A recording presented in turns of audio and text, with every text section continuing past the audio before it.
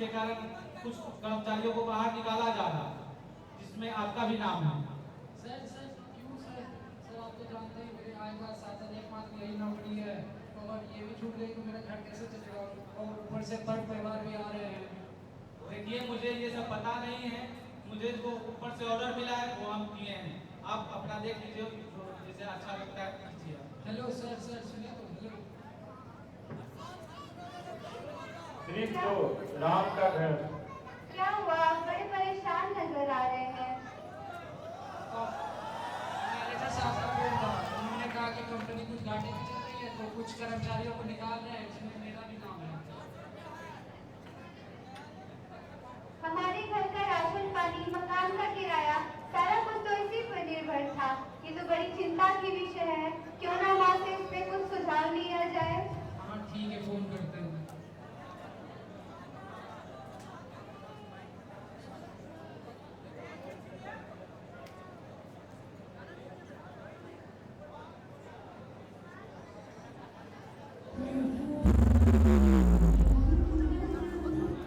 Hello. Hello. मैं प्रणाम, गोड़ लागे छी। खुश रहो बेटा।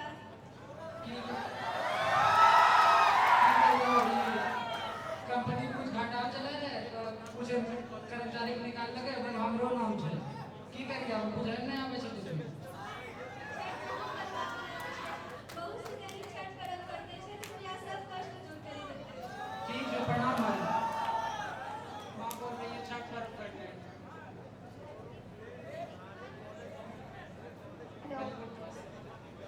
घर में ना पैसा है ना कुछ है। एक काम कीजिए, आप दूसरी कंपनी में जाके इंटरव्यू दीजिए, क्या पता नौकरी मिल जाए। हाँ ठीक है। राम नौकरी की तलाश में दूसरी कंपनी इंटरव्यू देने के लिए जाते हैं।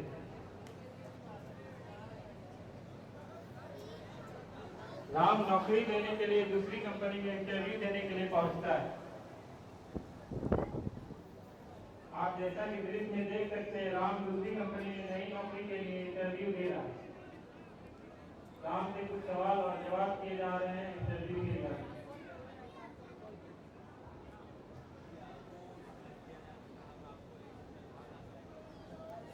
राम का इंटरव्यू समाप्त हो चुका है, लेकिन राम को इंटरव्यू का रिजल्ट बताने के लिए 1 सप्ताह का समय मांगा जा रहा है। इसके कारण राम निराश हो गया है, क्योंकि उसे अभी नौकरी की बहुत आवश्यक है, क्योंकि उसे छठ पूजा करना है और उसके इनकम का एकमात्र स्रोत वह नौकरी थी जो उसके हाथों से चली गई, लेकिन दूसरा नौकरी उसे नहीं मिल पा रहा है। 1 सप्ताह का उसे वक्त दिया जा रहा है रिजल्ट देने के लिए।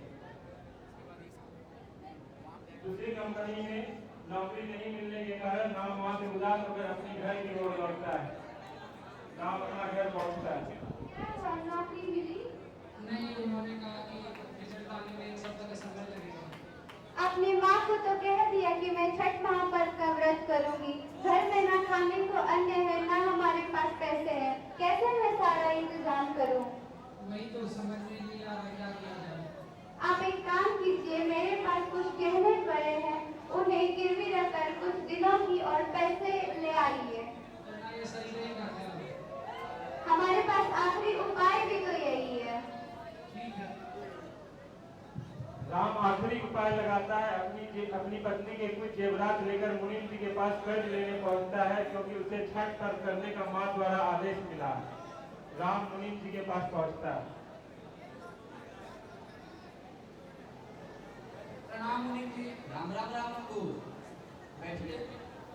क्या बात है, बड़े परेशान दिखाई दे रहे हैं, सब खैरियत? क्या बताऊं मुनीम जी, पैसे की कुछ बहुत जरूरी काम कर रही है। हमारी कंपनी घाटे में चल गई तो उन्होंने कुछ कर्मचारियों को निकाला है, जिसमें कि उन्होंने मेरा भी नाम रखा है। और आप तो जानते ही हम लोग कंपनी के साथ भी एक ही चीज पर डिपेंडेंट रहते हैं, तो आपको पैसे की ज़्यादा सख्त जरूरत है। इसलिए मैं अपनी पत्नी के पहले लाइफ के बदले आप कुछ पैसे दे दें, बाद में मैं आपको सूद समेत वापस कर दूंगा।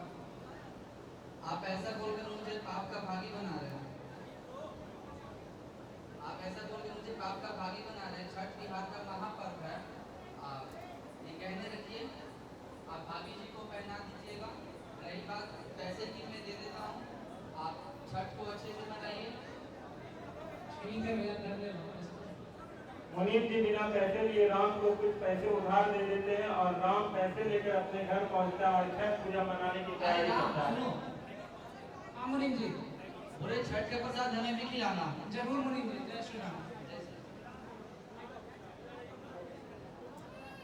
अब राम अपने घर पहुंचता है पैसे लेकर और छठ